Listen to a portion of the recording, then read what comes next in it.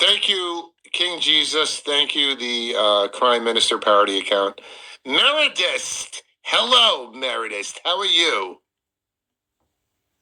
Hello, Albert. I'm fine. Thank you very much. How are you? I'm well. I have a burning question. First-time speaker. Yeah, welcome. And I appreciate yes, the first-timers. I have a burning question I have to ask you right out of the gate. Are you Jewish? No, I'm Muslim. Okay. Right. So, interesting community you got there. Interesting perspectives and opinions. I believe my question is, what are you hoping to achieve with your activism? Thank you. I'm hoping to break free of the shackles of kosher servitude and gain sovereignty for my country and my people. And how do you envision the steps to achieve that?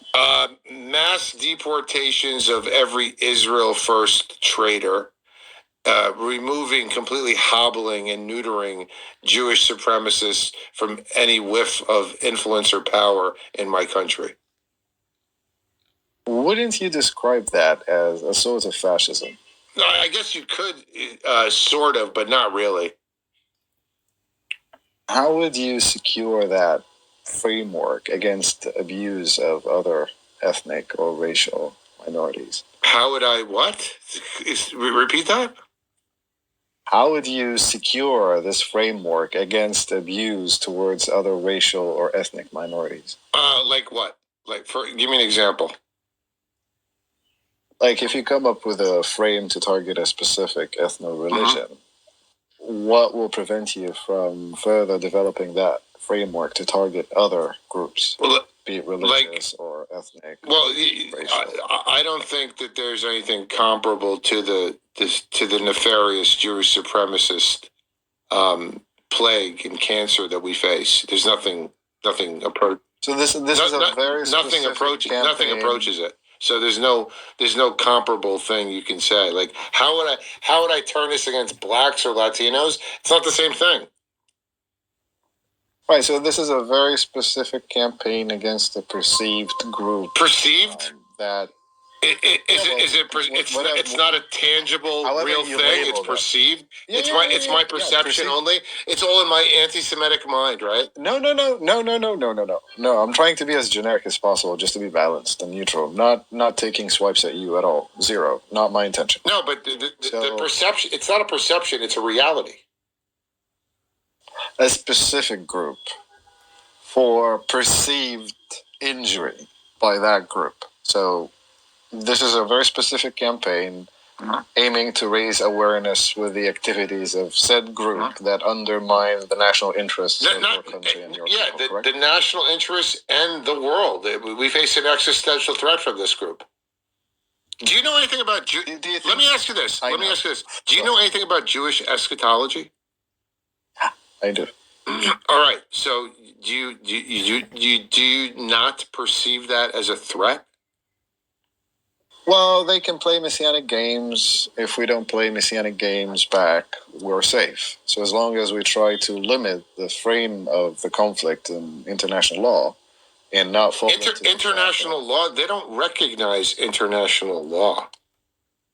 Exactly. The trick is to make them recognize. Well, how are you going to do that? Force them to accept that. How are you going to do that? Before. Well, we're doing it now. We're trying to exert as much diplomatic pressure as possible in order to. How's that going? It's tough, but it's going. It's going? How so? Well, give me an example. Give me an example. The last time Israel has bent to international pressure. We have a ceasefire. We have a peace plan in motion. We have a ceasefire? Hang on. Yeah, we have a relative ceasefire. Oh, a relative ceasefire. So we don't have a ceasefire. One sentence. Just one sentence. No. Just one sentence. No. Let me ask you this. Go ahead. When has a day gone by in the last 2.5 years where a Palestinian wasn't killed? Yeah, well, hence relative, right? So right, it's all relative. Have a relative ceasefire. Palestinian lives are relative. Please, you'll be surprised. Just one sentence. And the Egyptian government managed to create a situation or set conditions for the revival of the Agreement on Movement and Access of 2005 and restored the presence of European Union monitors as well as Palestinian National Authority monitors at the Rafah border crossing and allowed Palestinians to go in and out of the strip as well as the continued flow of aid. So those are diplomatic successes in my book. Okay, so how about the 90% of Gaza that's in ruins and the fact that there's no infrastructure, there's no commerce, there's no anything, and how many dead? How many people are dead in Gaza? How many people have been killed? We're looking at 70,000 dead. You really believe it's 70,000 dead? The number is exponentially high. Subject to increase, exponential increase to be specific. Yeah. We're looking at 250,000 wounded with life-altering conditions. Right. Injuries. Right. So and you're regarding looking at the infrastructure and the reconstruction. Well, that's the next phase of the peace plan, and we have the assets and the construction material lined up. It's all about just forcing. Oh, you're just waiting for your boss Jared Kushner and Tony Blair to give you the green light. I mean, if we're being specific, it is a return to the mandate. So it's as if we moved in place for 1 century. It was the British mandate back in the 20th century. Now it's going to be an American internationalized mandate. No, it won't. No, pretty it won't. much a real estate no, project, it won't. right? No, it won't. It's never going to be an American. It's going to be an Israeli mandate. Okay, who are you kidding here? Seriously. Can I just say something for clarification? Because there's a path. Wait, Meredith. There's a pathway, just like Oslo was a pathway. You know right? what the problem is, Albert? For full disclosure, I follow Meredith. He interests me because I actually. He sounds like an Uncle Tom. Wait. I'm going to tell you now. For full disclosure, I actually followed him because I'm not sure, but I believe he is an Egyptian intelligence officer, so he has this state mindset. I have never asked you this, Meredith, straightforward. Are you? Well, I guess I would take that as an answer. Well, did you kick him? Yeah. He just dropped out. Let me add him back in here. Well, whatever the case it is, You know why? There's Zionist Arabs and there's Zionist Muslims all over the place. Yeah, because actually. Oh yeah, don't worry about the Palestinians. They can take it. They've been getting the shit kicked out of them for almost 100 years. What's a couple of 100,000 dead Palestinians, right? Well, what's the big deal? We got a pathway. Yeah. No, he has this state mindset, and I've never ever heard an Egyptian speaking perfect Hebrew. So I guess he is working for the state in Egypt. So I'm not sure, but I believe so. It makes total sense. And then he wants to gaslight us like, oh, we're fucking radical. Well, you sound like a fascist. Yeah, but I think we're. I sound fascistic. You said it. I think we're on the same side, but he has this uncle, the government mindset. We're not on the same side. No. We're not on the same side. This is an emotional space. This guy's a collaborator. Yeah. This is a people space, and he has the government mindset. And people ask me all the time why I wouldn't visit Egypt. That's why. The Egyptian people aren't ready for the true pharaonic majesty.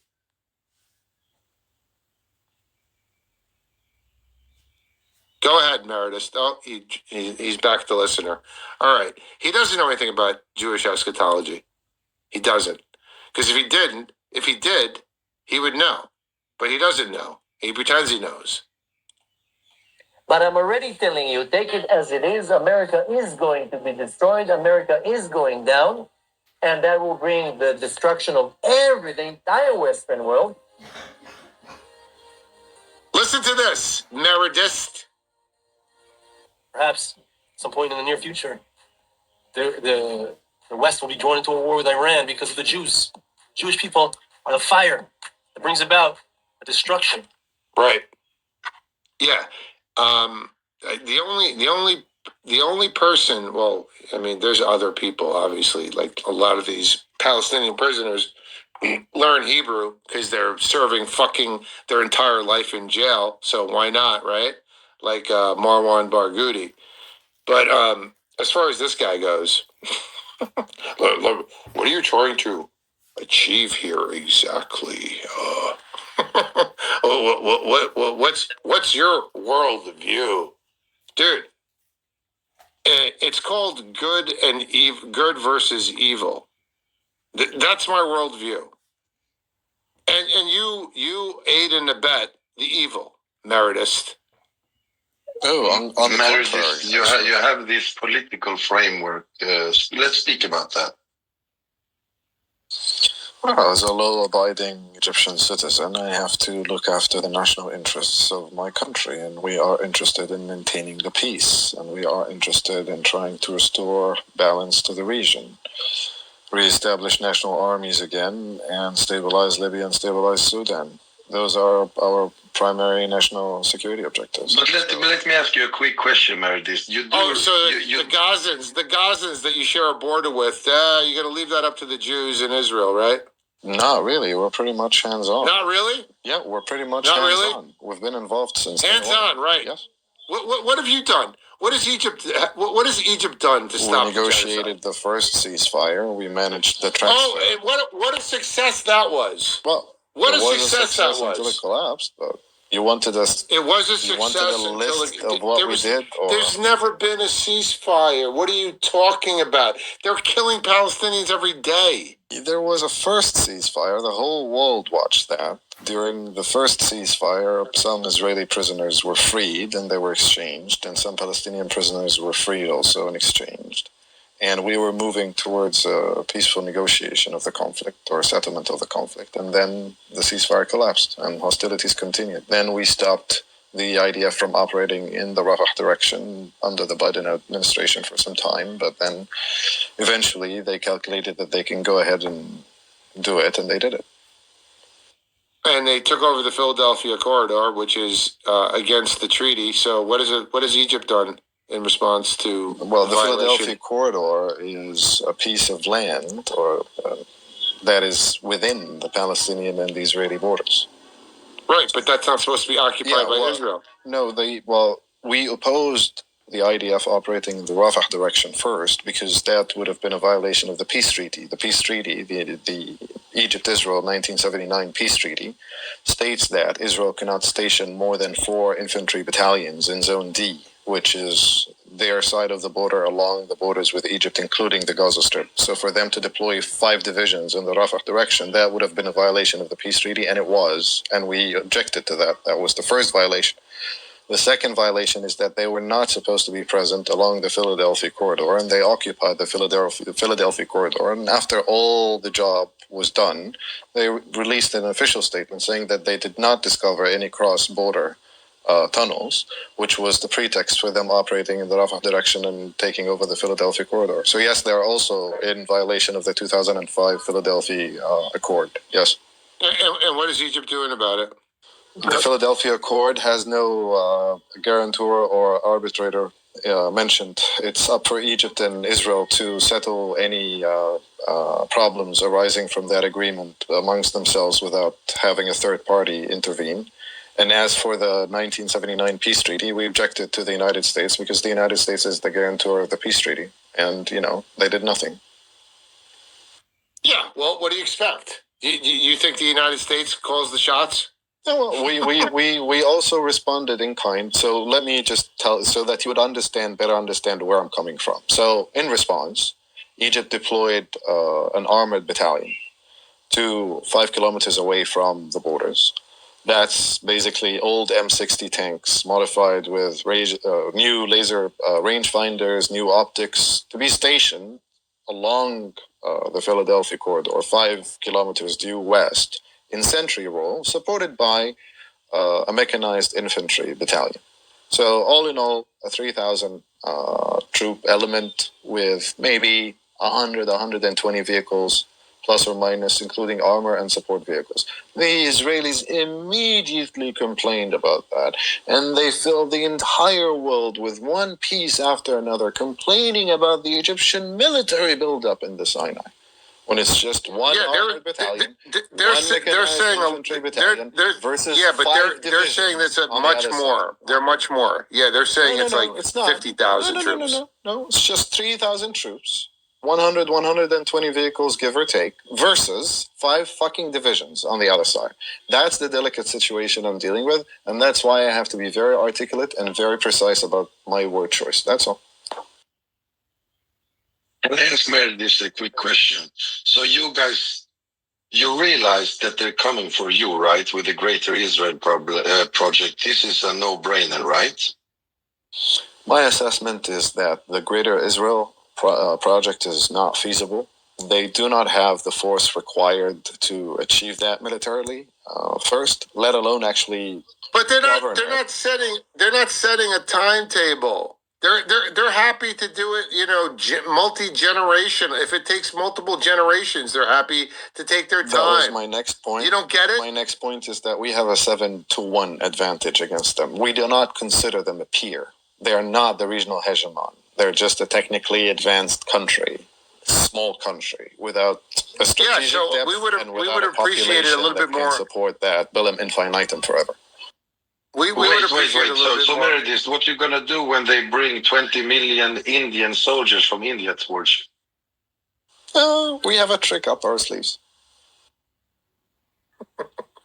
Yeah, what are you gonna do when they bomb the Aswan Egypt Dam? is not signatory to the chemical weapons treatment. We maintain a chemical weapons deterrent. Okay, what are you gonna do if they bomb the Aswan Dam and flood and kill 10 million Egyptians? What people don't know is that we also have another trick up our sleeves. The first one is the IRIS-T German systems, which we have purchased. Every single variant of the system has now arrived in Egypt and is operational and connected to our air defense array. That's number one. Number two, there's a tactic that you can use VHF radars, plenty of them, old systems, network them, use a certain piece of software, and you can actually guide interceptors to certain kill zones without switching on your fire control radar or your target acquisition radar to take out and detect stealth aircraft. So maybe we have something up our sleeves. Who knows? Okay. Hey, man, you know, I'm all for you, but it's like, you know, a day late and a dollar short. You know, we're not interested in waging war, but we are very, very, very good at teaching anyone a lesson if they decide to go to war against us. We will not provoke war, and we will not be provoked into going to war. I think you should have done something for the Palestinians a year and 3 quarters ago. After a couple of months of this genocide, you guys should have done something. We're doing diplomatic. Stepped in, do some kind of what is it? Deny their airspace. You know, do something like that so they couldn't kill people every day, thousands at a time. When Hamas took the war decision as a sovereign decision, and it impacted the Egyptian economy. And when the Houthis took the decision, the sovereign decision, to attack Israel and shut down maritime traffic in the Red Sea and the Suez Canal. Can I jump in real quick, Albert? They didn't take these. Hang on. Look, you're blaming the Houthis. You're blaming Hamas. I'm not blaming anyone. Let me make my case, please. I'm not blaming anyone. I said Party A decided to do action X. Party B decided to do action Y. Fine. Party C, us, incurred billions of dollars in losses and hot money leaving the market, in investments divesting, in tourism losses, in Suez Canal losses, and we're still standing, and we're still trying to mediate peace, and we're still dealing with everyone diplomatically. This is called responsible statecraft, under pressure. Thank you. Meredith. Can I jump in real quick? Go ahead, jump in, dude, jump in. Yeah, so first off, I want to just suggest a name for the Tel Aviv bands. I also think that the Baby Killers would be a great name. The Baby Killers for the Tel Aviv band. And secondly, I think like removing these people out of the country is not like some anti-minority stance. It's more like pest control, right? It's more like self-preservation. Yes, and I also see some Hasbara in here, Albert. I detect. Welcome. Tell them to come in. Tell all the deep. I will roll out. I will roll out the red carpet for the Hebrewids. Okay. Meredith is your Hebrewoid. Thank you. Yeah, he could. Yeah, he very well could be. Absolutely.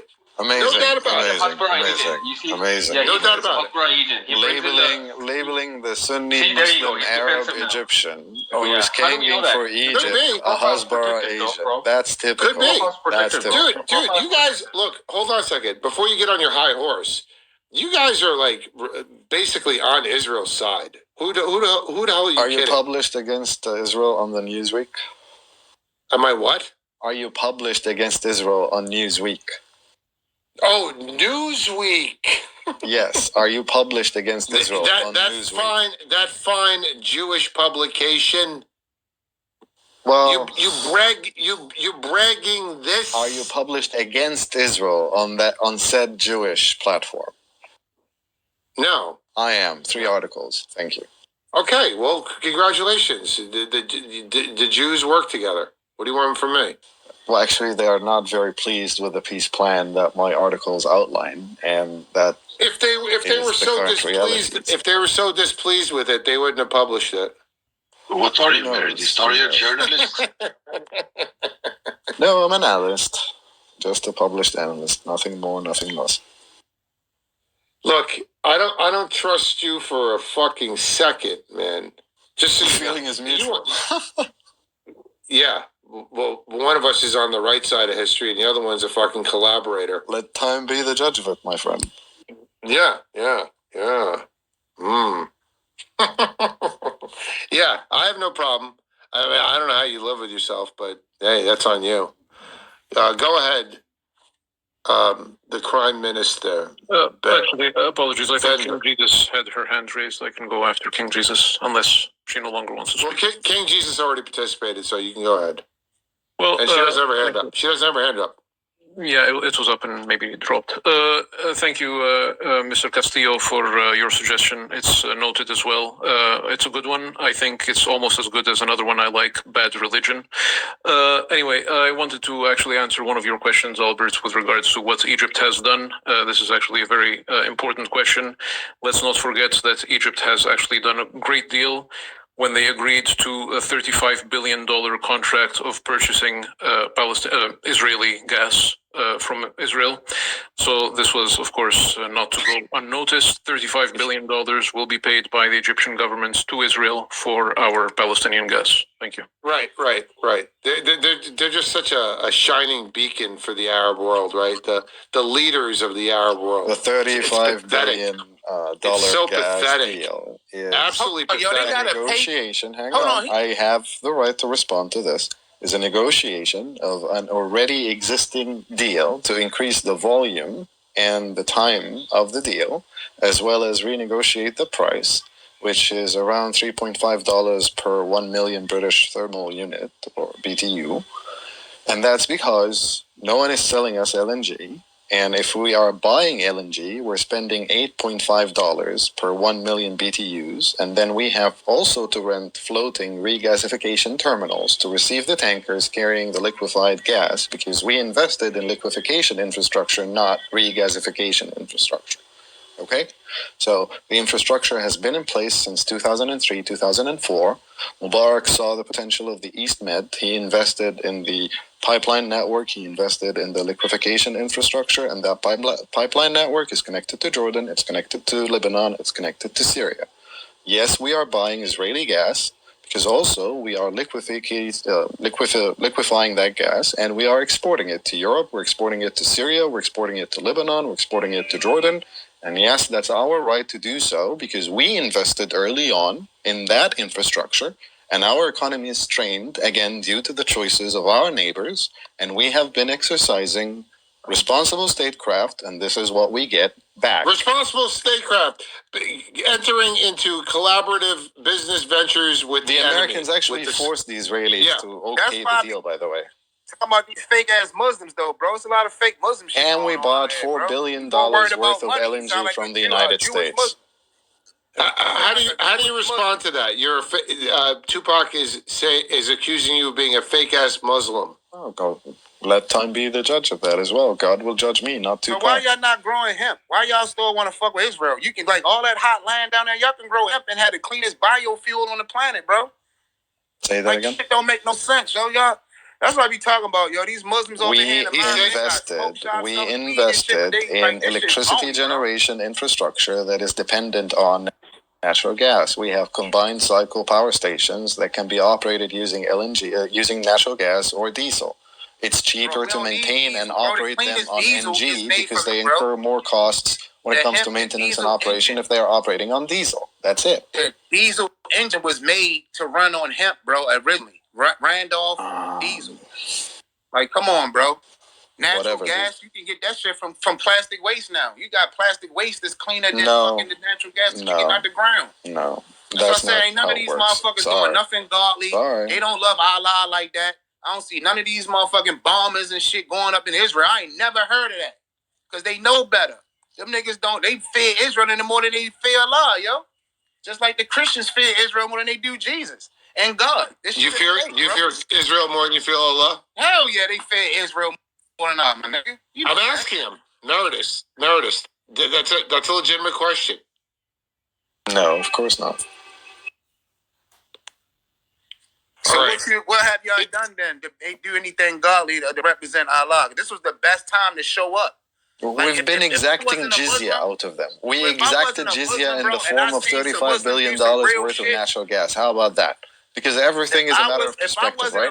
You think it's an economic deal? I think we are exacting jizya. You know, the Israelis are paying us jizya in the form of $35 billion worth of natural gas. Be a Muslim if I'd seen Muslims standing on some real fucking I've just given you an Islamic example and you can't refute. Bro, that shit phony, bro. I don't believe in none of that, bro. Pedophile ass. I've just given you a perspective that you cannot refute, bro. Saudi Arabian Meredith, is your name Meredith Muhammad FF? Is that you? No. Are you lying, bro? No. King Jesus has her hand up. Breaking down, buying, doing business with Israel, liquefied ass. Yeah, he is. He's really doing that. He's really doing that. Bro. It's just he does. I've just given you an example, bro. And he's talking about ceasefires. Ceasefires. You know what they consider a ceasefire? No attacks on Israel, and Israel can kill as many Palestinians as she wants. That's what they consider a ceasefire. Israel more than they are Allah, bro. They don't give a fuck about no Allah and Prophet Muhammad, my nigga. Let it be a female doing something. They attack a female though. Let a female not wear that hijab on her fucking head. Them men gonna zap out. But they not zapping out on no kids getting bombed by no fucking, you feel me? The shit is phony, bro. I feel you. You're straw manning, bro. All that religious shit. You're straw man. How is it a straw man? Focus on the argument. How is it a straw man?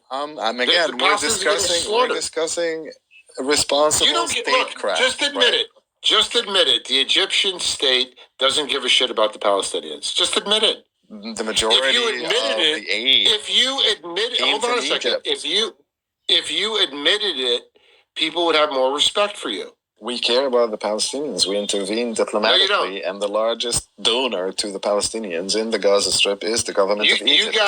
You guys would cheer. You guys would cheer if the Israelis crushed Hamas. You would cheer. King Jesus, and then Sefer. Thanks, Albert. We appreciate. I just wish to speak as people coming from the same continent, whereas we respect Albert is an American of Egyptian descent. I wish for you, said Meredith, to understand that people like Albert, this gentleman, and Bassem Youssef, just a few of your comedian professionals, are actually like trying to rescue the image of Egypt, because the whole world had an element of expectation. You couldn't even open your borders to let those who were trying to flee from murderous, bloodthirsty, heartless killers. How do you you sleep with yourselves, you guys. No, they could. If they had 5,000 American dollars, they could bribe a border guard to get them into Egypt. The Rafah border crossing was operational up until the IDF started operating in the Rafah direction and destroyed the Rafah port on the Palestinian side. When they destroyed the Rafah port on the Palestinian side, that's when the flow of personnel in and out of the Gaza Strip stopped, because the Rafah border crossing, by law, is a crossing for personnel only. When aid flows out of the Rafah border crossing, it drives south through the Philadelphia corridor, and it goes into the Gaza Strip through the Kerem Shalom Israeli crossing. Thank you. So, we thank you for coming to the space, because you obviously are an officer of the Egyptian. No, I'm not. And please do not say stuff like that. Well, we thank you for bringing your. We thank you for bringing. Hold on a second. Hold on a second. We thank you for bringing your macabre ass into the space. Dude, I'm just an informed, concerned citizen. Fine. That's it. Fine, you speak from that angle, and you couldn't be misinformed. Bro. Okay, my brother, you will have the opportunity Albert will give you. May I just say one or two more things before the gentleman feels the fire and exits the space? We appreciate and we hope as many Egyptians can support, instead of challenging him and querying what he's doing, as if the Zionists have sent you to stop him from doing what he's doing. Is this little image? Consider. Yeah, that's the image. It's That's a right. little image for Egypt that's on Spaces, and he is a leader. For your information, playful as he may seem, but he's doing a wonderful job. And look at the audience here. It's not only people from Africa, it's the whole world. You hear Chinese, Egyptians, Indians, you hear Africans, you hear British. We are all reasoning on this platform, including I have become an international sensation, I see. People from the Jewish. She's not talking about you. She's talking about me. Exactly. It's got to be clear that Well played, sir. it's extremely important for you to appreciate and respect your professionals, because they're doing an important job, because you have put Lady, I'm not gullible like you, man. I'm not gullible like you, man. He has put Egypt has put shame on the world has had an. We are aware you have power over your boundaries, your border. We don't think you are too terrified of the Zionist administration to allow helpless, quite often sick people trying to go to some hospital in some other part of the world. Egypt can. You can tell your establishment, you can try. You can, surely they won't kill you. No. Look, they might. Hold on, Pac. Hold on, brother.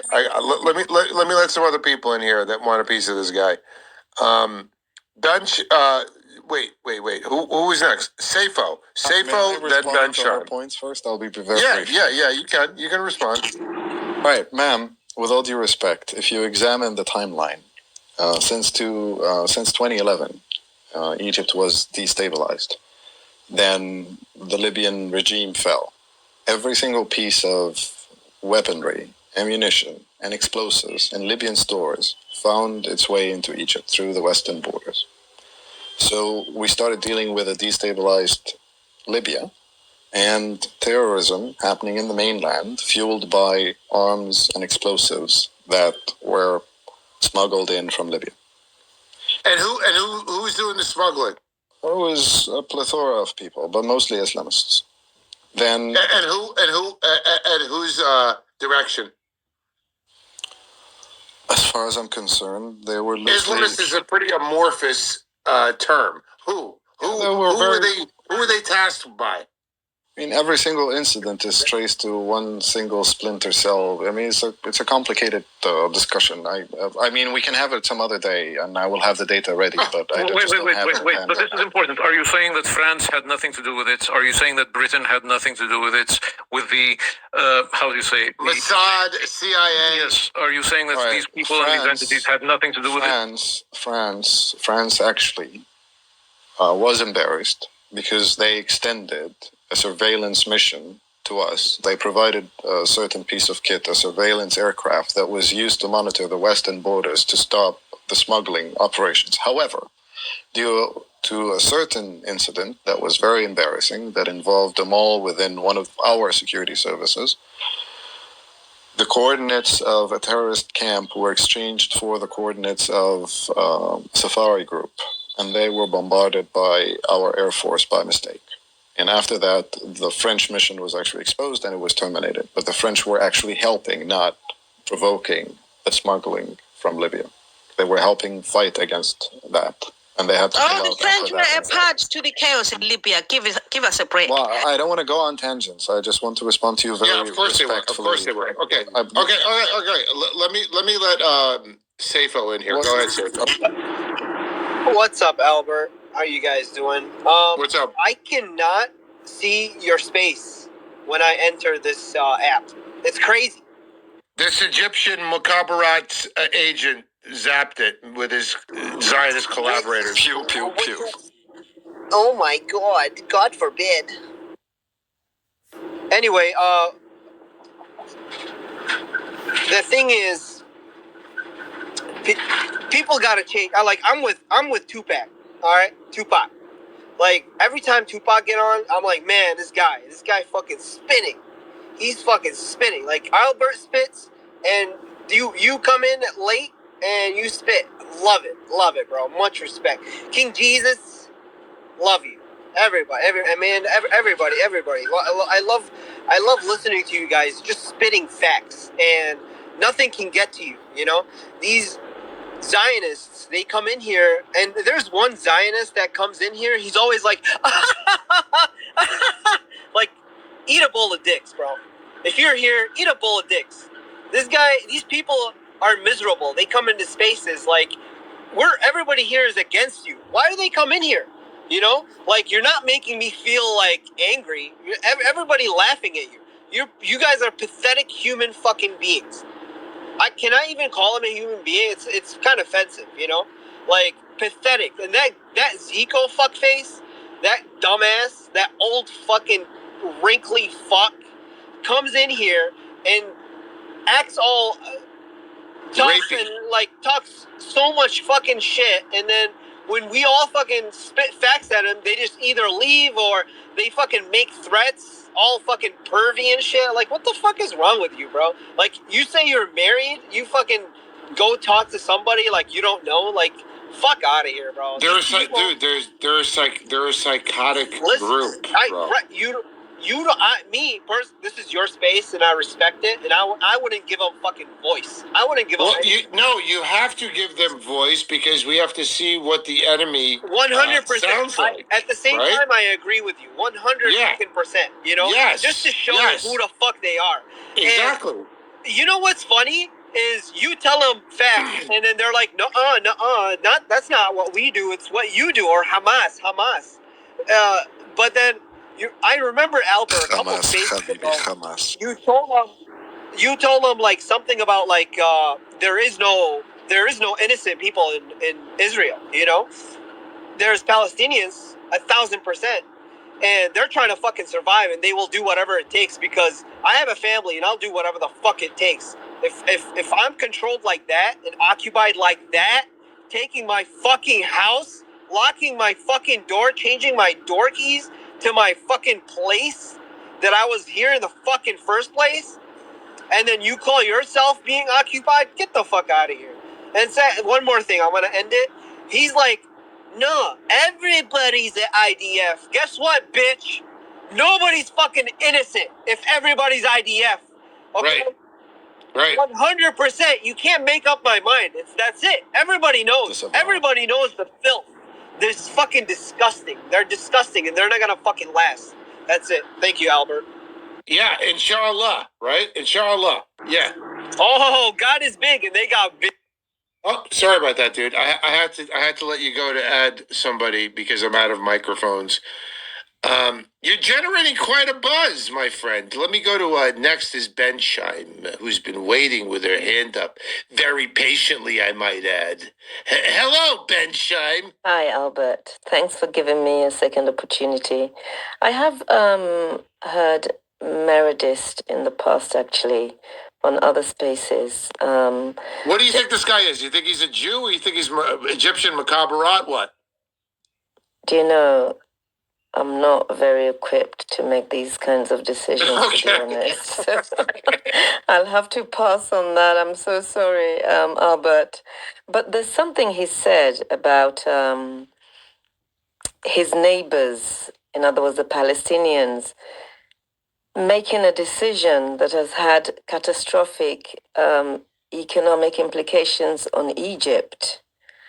And I have a question for him.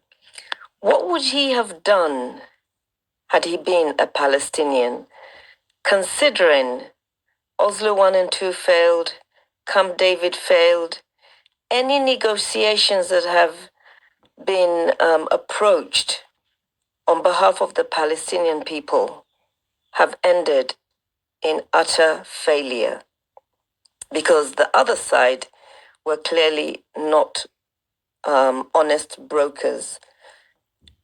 What would you have done if you were someone in Gaza over 100 years of this verdammt Scheiße? What would you do?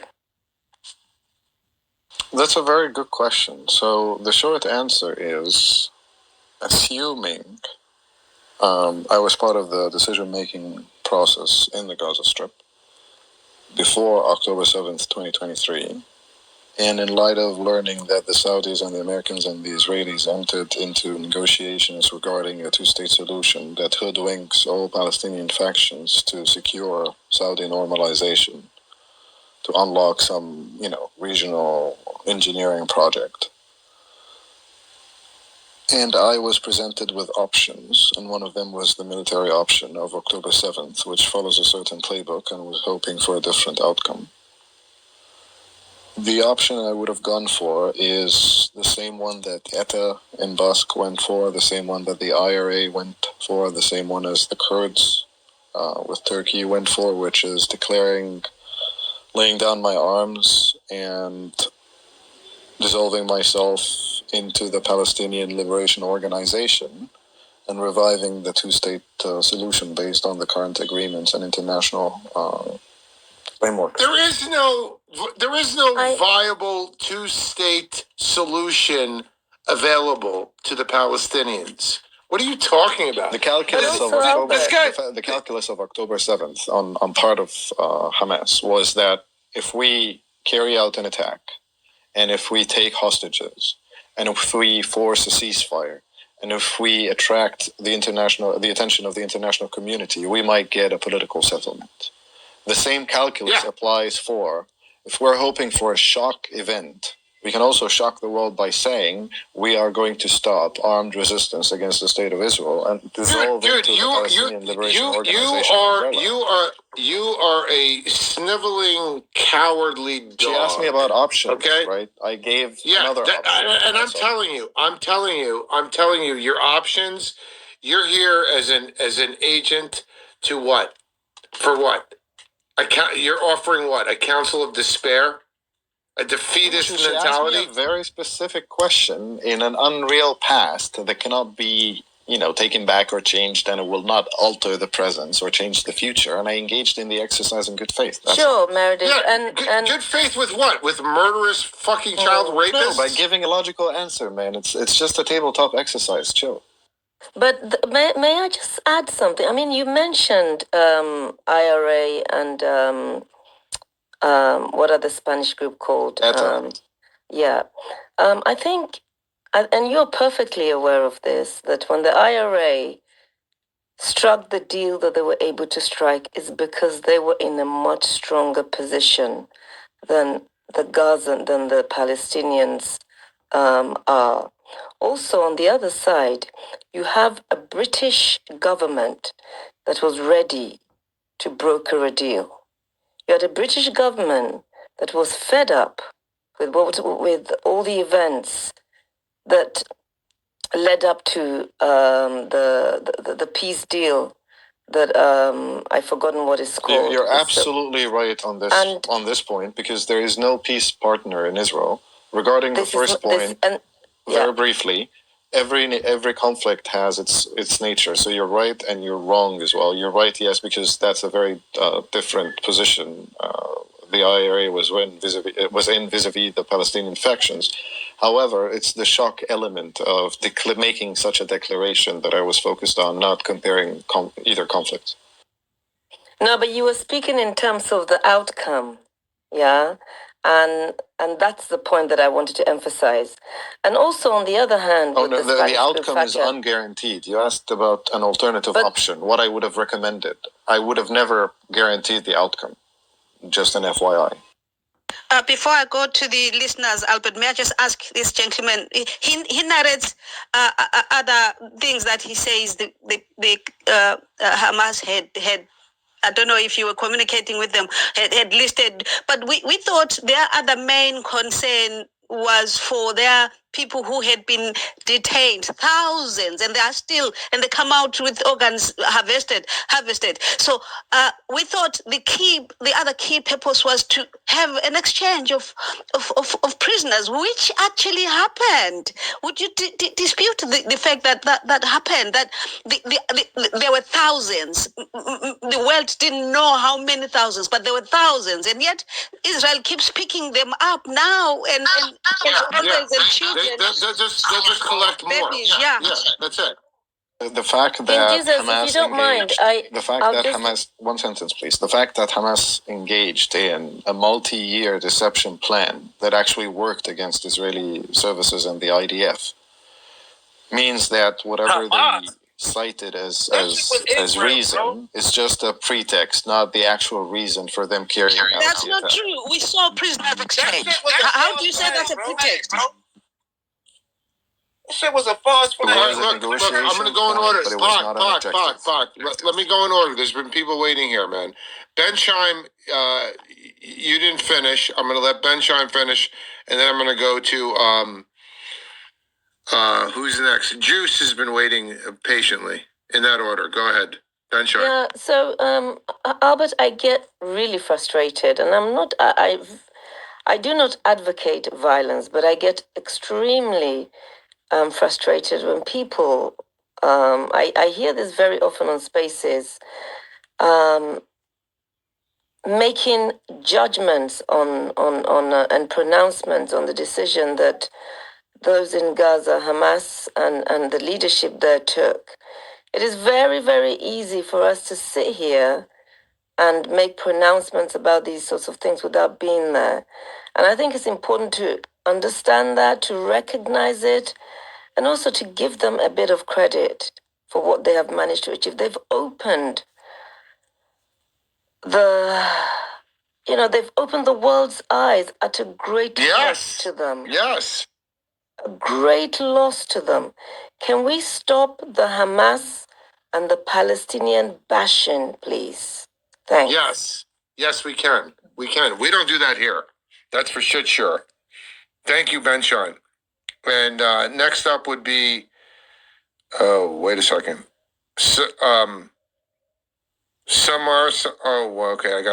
Sorry. Okay, hold on a second here. All right, I don't let people solicit donations. People know where to go. You know why I don't do that? I know you're never going to guess this, but